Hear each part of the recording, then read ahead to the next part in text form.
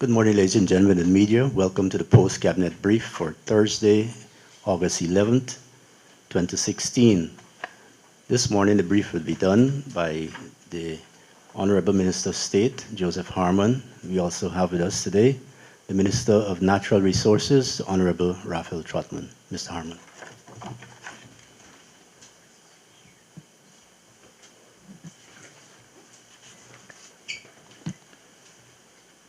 Okay, thank you, Mr. Archer. Good morning, ladies and gentlemen of the media. Welcome to our post-cabinet press briefing for cabinet meeting that was held last Tuesday, the 9th of August, 2016. Cabinet was briefed on a number of issues on Tuesday. And of course, you know, it came shortly after the marathon session which we had in the National Assembly that came to an end at about 3:30 on Tuesday morning. So there were some sleepy eyes. But nonetheless, the brains were all engaged in the conduct of the business of the nation. Cabinet was briefed on the recommendations of a Public Accounts Committee of the National Assembly for the appointment of 5 candidates to be appointed to the Public Procurement Commission.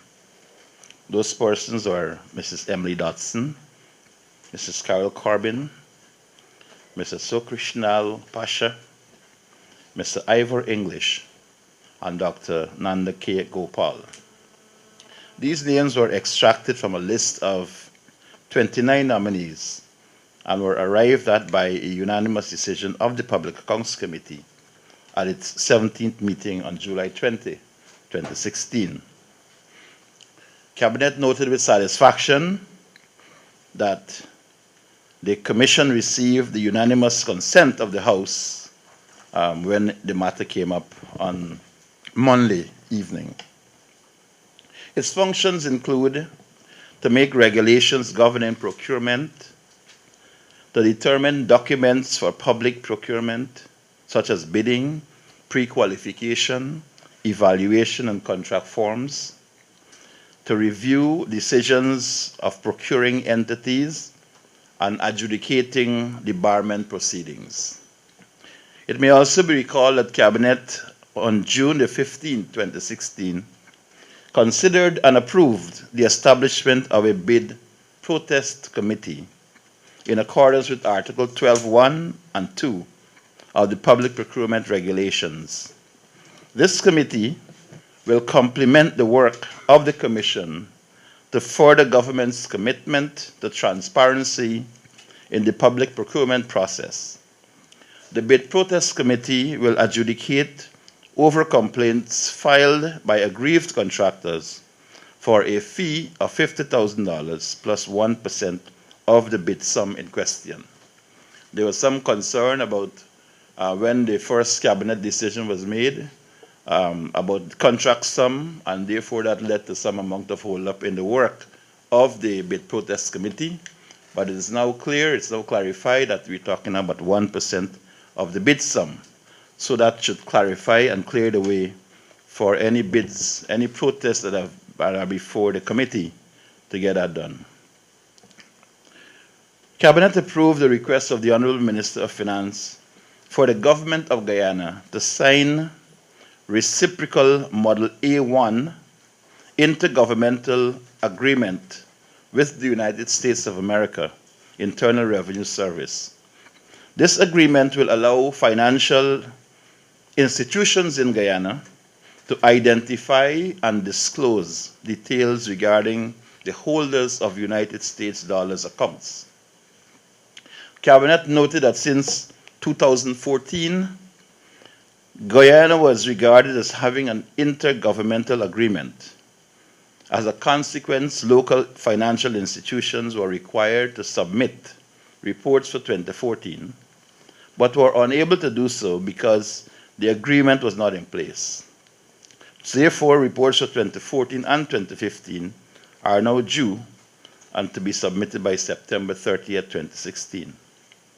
The signing of this IGA will also allow the conclusion of the service agreement with the software provider for the installation of reporting software related to the Foreign Accounts Tax Compliance Act, also known as FATCA, thus bolstering Guyana's anti-money laundering and countering the financing of terrorism trust. Cabinet received a report from the Honorable Minister of Public Health on the state of affairs at the Public Hospital Corporation, Georgetown. Among the issues raised in the report were the relationship between the subject minister and the board of directors of the corporation, the decision of the board of directors to reinstate the chief executive officer of the hospital, who had been previously sent on administrative leave to facilitate a forensic audit of the institution. Cabinet, having deliberated on the matter, appointed the Attorney General and Minister of Legal Affairs as a mediator to inquire into all issues raised in the report and to make recommendations to Cabinet for its resolution within 1 week.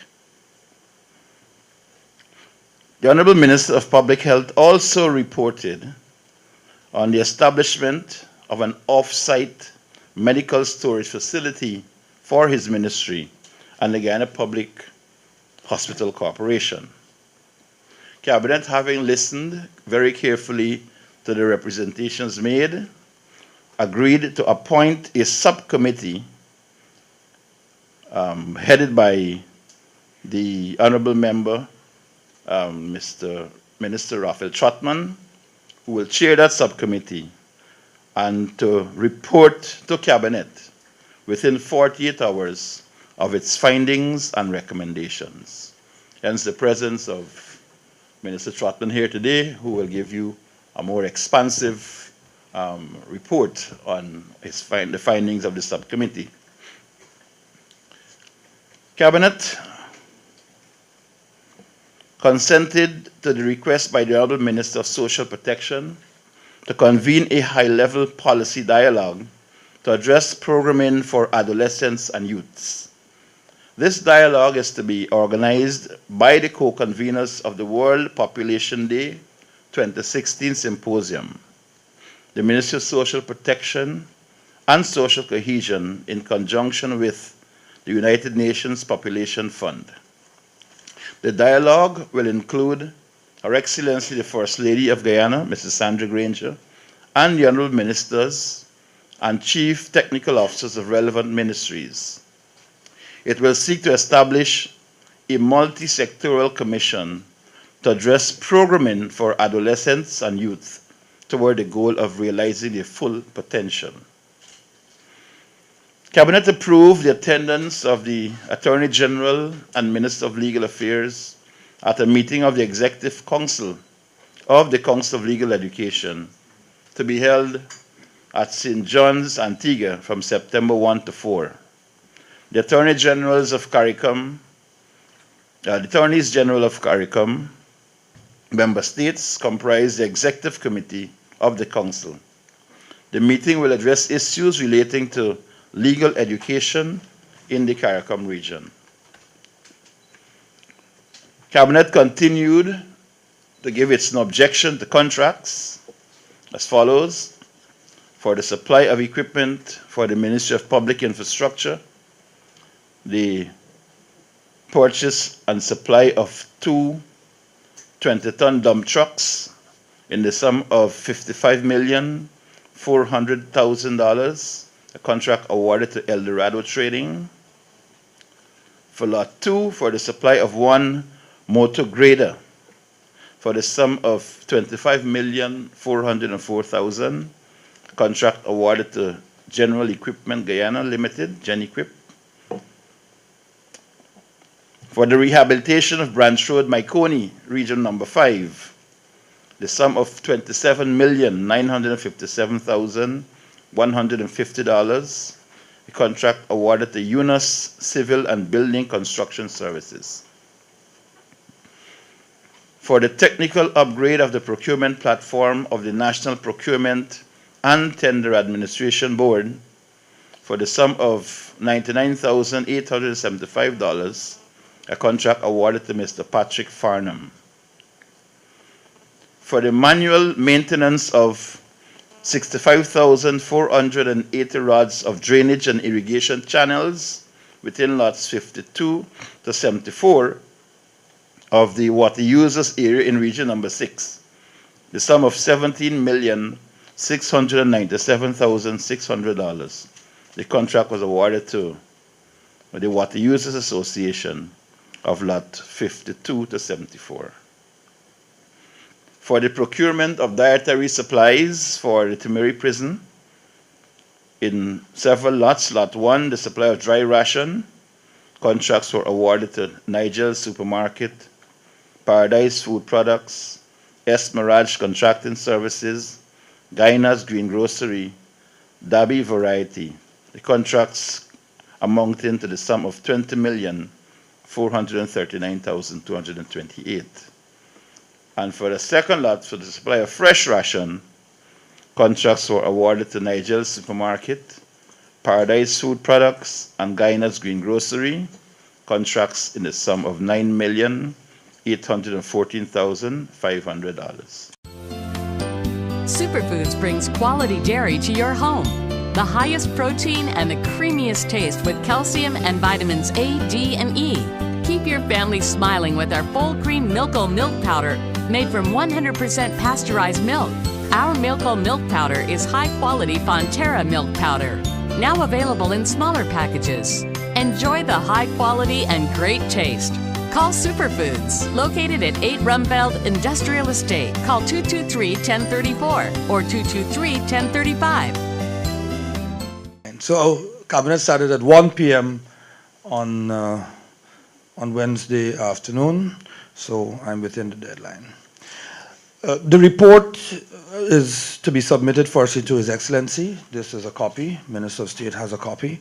So I wouldn't go into details, but I would wish to perhaps go to some recommendations which have been made coming out of the report. And I think members of the press may find them useful. One recommendation, there are 7 that I have set out here, is that there was money which is owed to the new GPC cabinet. The cabinet subcommittee discovered from the permanent secretary that though the check had been prepared, it had not been paid over. We've asked that immediate payment be made. Secondly, we are recommending that the contract be reviewed. Cabinet may choose the Honorable Attorney General to do a review of the contract for the lease of the bond in Sussex Street. Thirdly, we are recommending a greater role for the Ministry of Public Infrastructure where buildings are leased, bought, or constructed for on behalf of the government of Guyana. We are recommending that in view of the statements made by the Honorable Minister of Public Health and based on his explanations, which we have accepted, that he gives an perhaps apology, a public apology, and to explain that his statements were in the context of the advice that he had received. And we are advising that the press be given all relevant documents which are appendices to the report, including correspondence between Government of Guyana, New GPC Inc., copies of the lease, and photographs which we have, and of course that you will be allowed to tour the facility.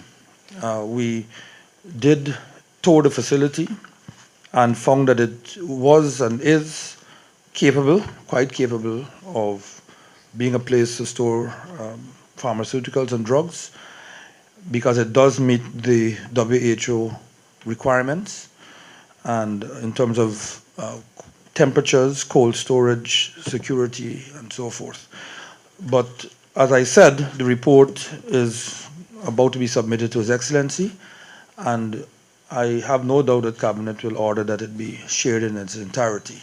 But the report is completed, and as I said, members of the committee did meet with both Permanent Secretary of the Ministry of Public Health and the Minister, and were satisfied with the answers given to questions put, and understood better the context in which Minister of Health made his comments. That notwithstanding, it is obvious that the statements made by him, some of them, not all, one in particular being that there were drugs stored in the building. That is obviously not so, because I was able to ascertain that when I visited. However, it was discovered that the building had in fact been prepared and was about to receive a shipment of its first shipment of drugs when the proposal was made for central air conditioning. There are about, I would say, 10 or more air conditioning units in place already, but for the purposes of redundancy, to ensure that we had a backup, a request had been made for central air conditioning in addition to individual units. And so a decision was taken not to make the delivery to the bond, but to hold back to allow the air conditioning central running of pipes and so forth to be made. So in that sense, there's obviously nothing stored there right now, but from all that I was able to see and members of the committee were able to observe, the building does have all the necessary facilities as would be expected of a facility of that nature. And as I said, it has a walk-in cold storage area, it has a secure area, it has a delivery area, it has backup generation, which kicks in within 10 seconds of a blackout. It has 24-hour security, both physical and electronic. It has washroom facilities. It has an electronic forklift system, because the guidelines prescribe that you shouldn't have fumes from a diesel or gas, petrol operated machine within such an environment. And neither should you have fuel or oil or lubricants contaminating the environment. So it does in fact have all of the necessary facilities one would expect for a bond to store drugs and pharmaceuticals. So the report is in, and I think I have said enough on the matter, and I will ensure that His Excellency has a copy of the report as well this morning. Electronic versions have been sent, but being an old-fashioned person, I want to make sure that a written hard copy is also presented to His Excellency. Thank you. Could I hand you over to Minister Harmon again, please? Thank you very much.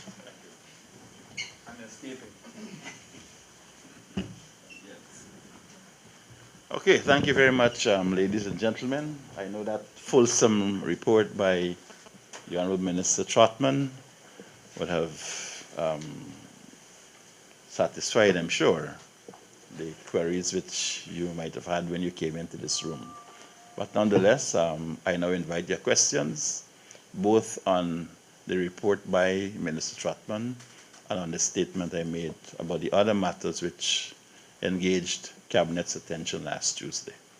Minister Trotman, sir, in relation to the report, can you say, how can government justify having a bond located near to an often a cloud canal and in a generally poor environment, which is susceptible to flooding and other types of pollution?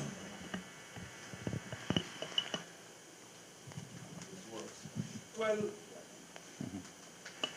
those, as I said, I toured, the building is sufficiently insulated from some of the concerns that you've raised. I satisfied myself of that yesterday. What impressed me is its proximity to the ports of Georgetown. So what might be seen as a disadvantage is actually quite an advantage. It is near to the Georgetown ports, and therefore when stocks arrive, they can easily be taken there and accessed without having to come along the East Bank corridor or elsewhere. So I have nothing to show, and I did ask the question, has this building ever been flooded before? There are no signs. Normally you look for watermarks to see whether a flood had affected the area or not, and there are no signs of any such thing. Well, what's your contingency plan should that occur? Pardon? What's the contingency plan should that occur? There is the facility at Diamond, which could temporarily house any drugs should there be any threat of flooding.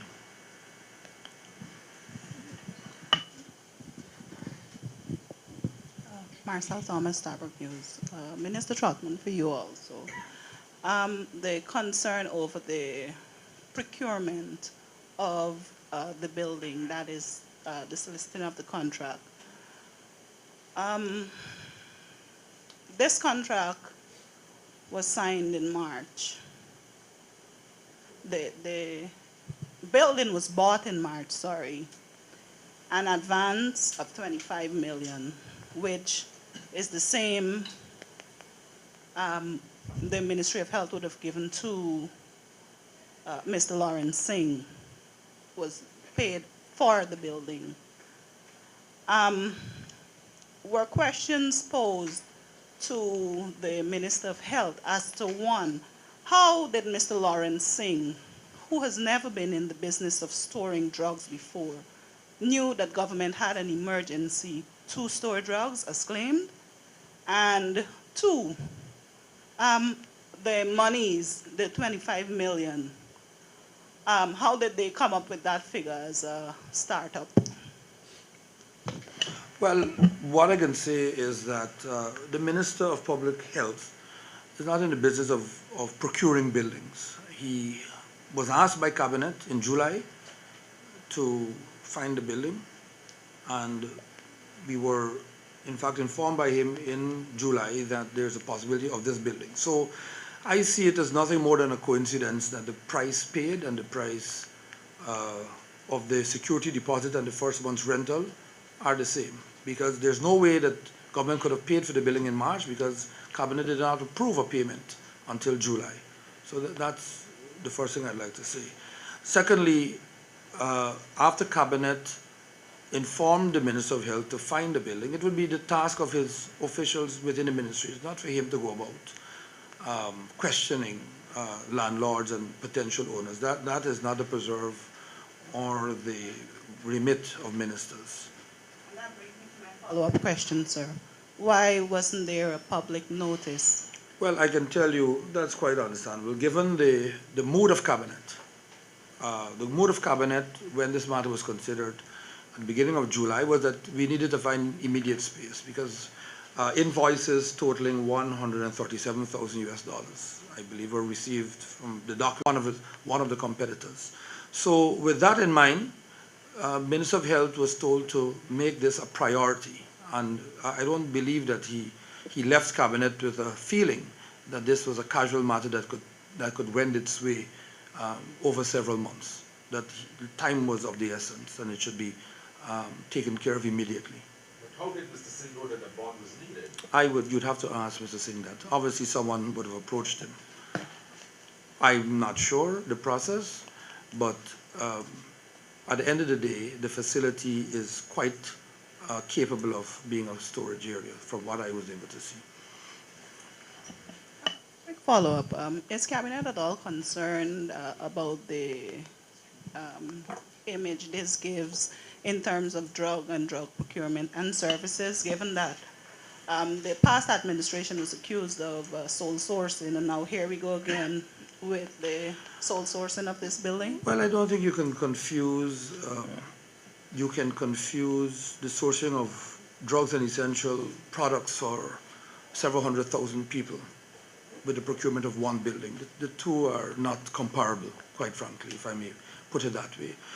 Given the circumstances that Minister of Health was told to, yes, enter into a contract as quickly as possible, because we had been told we now have to pay rental for a facility that was hitherto before free, and because, as I said, it would not be comfortable for government to be in a relationship renting from one of its suppliers.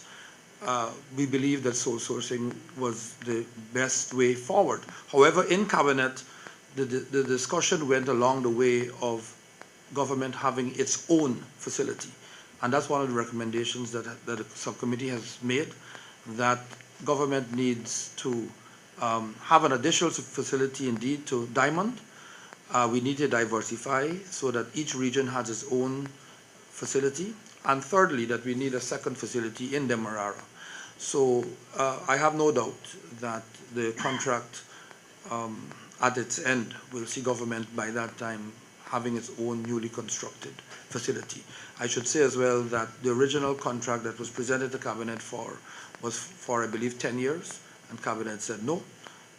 Cabinet brought it down to 3 years with the belief, as I said, that we must move towards our own facility, but given the exigencies of the situation, we thought that we needed to find a building very quickly.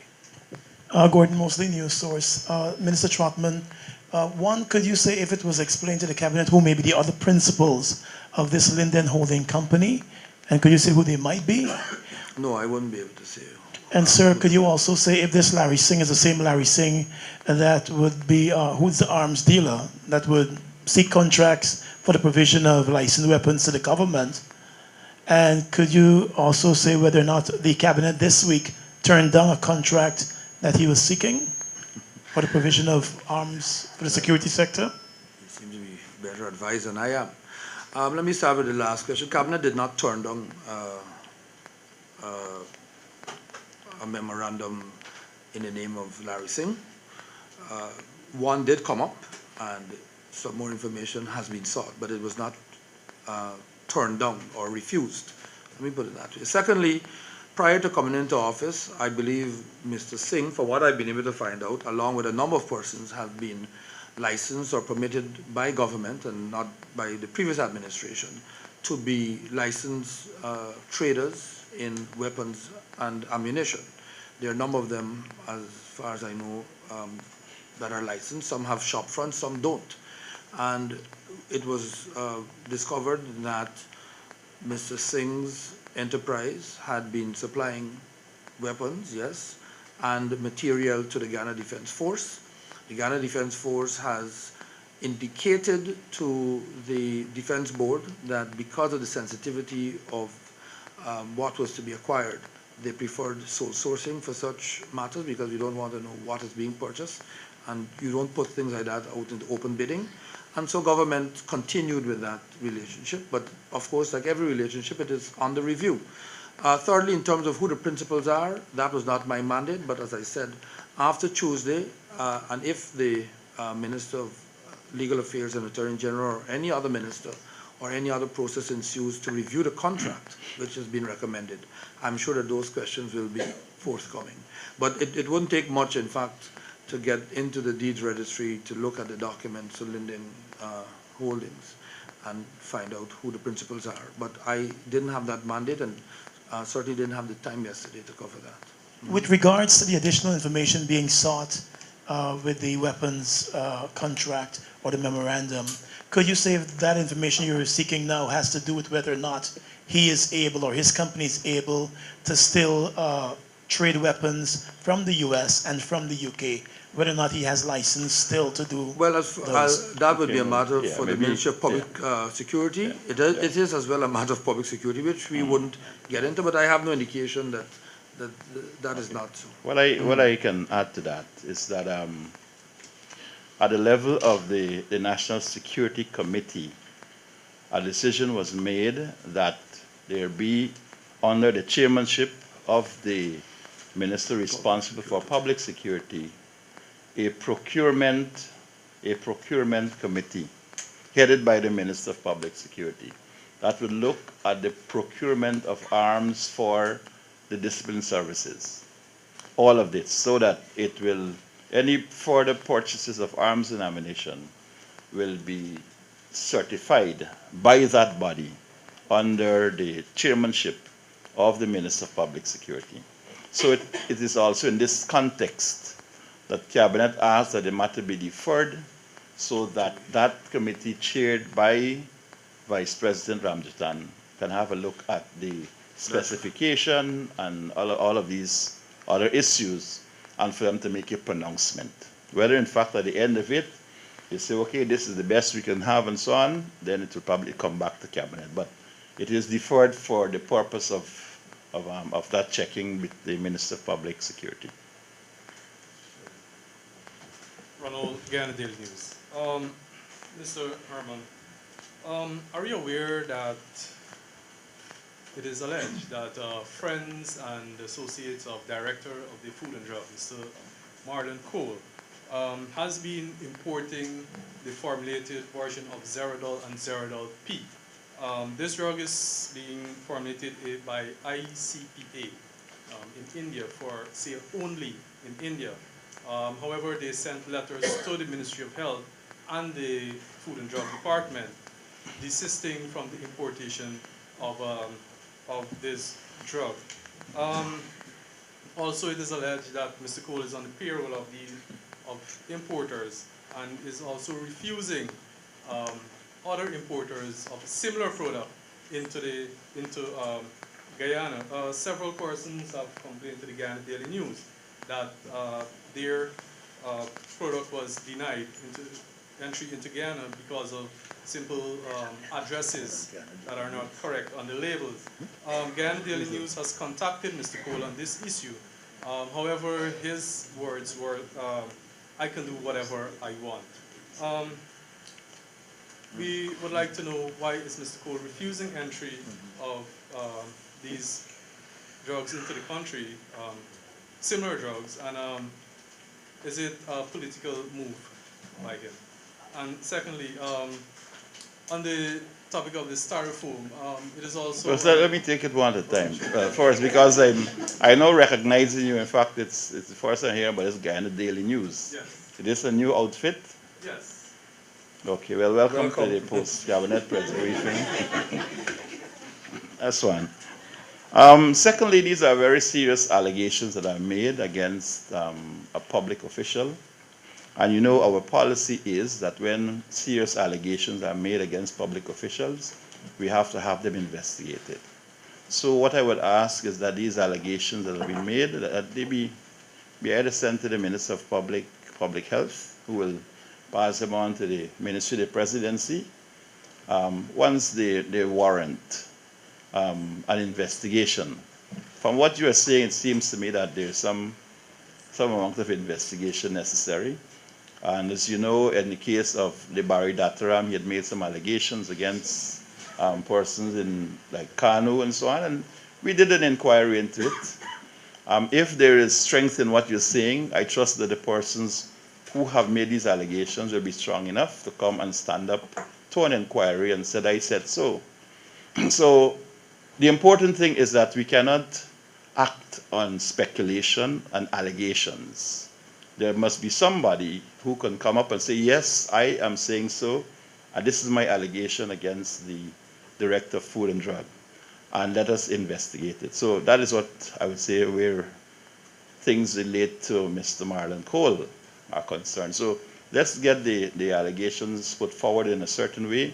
Certainly it is not discussed at Cabinet, and certainly I'm not in a position really to pronounce on what you're saying, but as a general principle, what I'm saying is that once allegations are made against officers of the state, that an investigation is done, either to clear the name of the officer, or if necessary, to deal what has to be done. But certainly we cannot just go around leveling these allegations unless we can prove them.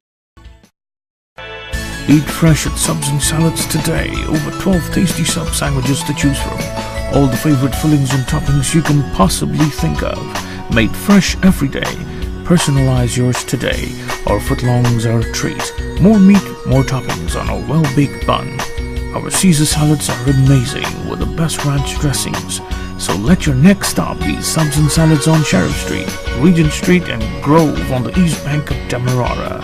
Subs and Salads. Eat fresh.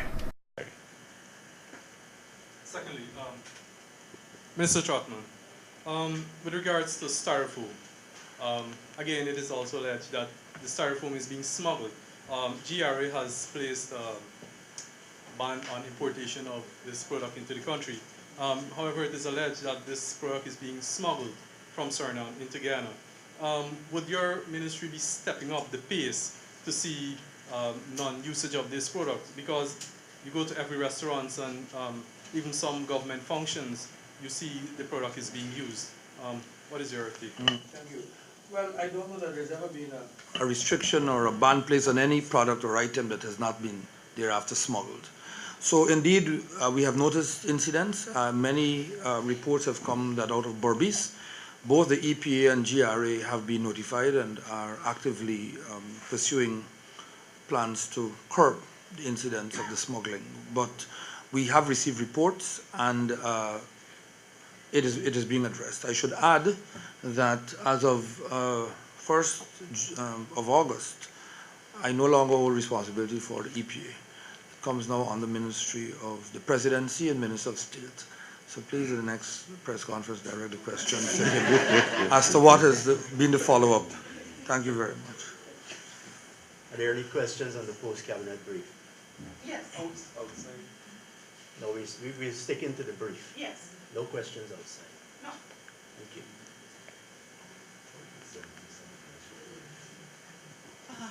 Minister Harmon, I wanted to know if you were aware, if Cabinet is aware of how soon the President is going to approve the PPC members and the establishment of that body. Well, I can say this to you, that once the bills have received the full attention of the National Assembly, that they are certified by the Clerk of the National Assembly, that they are sent to His Excellency for his signature consenting to it, that the period of time between the bills coming from the National Assembly to the time that they're being assented to has never exceeded, since we came into office, 1 week. So we can use that as a guideline. Then what happens now if the President approves the PPC? What happens with the bid protest committee? Because that is no longer No, it is there. It is there. it would no longer be relevant with the commissioning of the PPC. It is there. It is part of the regulations. That is why I quoted In the absence of. the regulations 2 and regulations subsection 1 and 2. That there is, under the regulations that are made pursuant to the Public Procurement Act, the establishment of a bid protest committee. There are some persons who, you may have small contractors who have had an issue and might not want to engage an entire commission in that way. So like, these are persons that bid protest committee can deal with matters that don't need to engage the entire commission. So it's not that one is there at the exclusion of the other. Both of them can work in the same way. Both of them. Mr. Trotman, one final question. With regards to your report, the property in question, that property was inherited by a guy named Dennis. Dennis sold that property for $30 million to the current owners of that property. Giving evidence, because you seem to have a lot of information. Would you take an oath and swear to some of what you're saying? Like I said, my report was a cabinet subcommittee's report. Is there a question? On Tuesday, Yeah, we'll ask. Okay. Can your report justify that 3,000 square foot for $12.5 million per month? That is the property, both flats rented, or is just the bottom flat? It's both flats. I've asked, the committee has asked that we review some of the terms, including the cost. But as it was explained, the mass storing of drugs and pharmaceuticals within recent times cost the government $200+ million by drugs just being stockpiled in bulk and expiring. We can't afford that. So under the new system, suppliers will be required to have a schedule of delivery. And that's why the need for this massive storage area that people envisage is no longer there. And as it is decentralized and diffused over the regions, there's no need any longer. So drugs will be coming in, if I can just use the term fresh drugs, in the sense that they wouldn't be close to expiration or threatened by expiration. In terms of the The cost, we know it is far less than what was being asked to be paid by new GPC. And at the same time, we've calculated in Cabinet that for that cost, the savings that we would receive from not having to pay new GPC, the idea is to build a new facility. Because yes, it's expensive. I'm not going to get into too expensive or very expensive. It is expensive, but at the same time, we've got to secure the health of Guyanese people, children in particular. Vaccines have to be kept at a certain temperature so that they are, capable of being used when needed. And government has worked out that we cannot afford this cost for the long term. And by the savings between, I believe, 19 and 12 million vis-a-vis new GPC and this facility, we could and will be building our own facility in the very near future. But it is both stories. It's very large, and in due course, you members of the media will be invited, and I hope that before the week is out to tour the facility. Okay, thank you, ladies and gentlemen. Thank you. Thank you. Good. Thanks.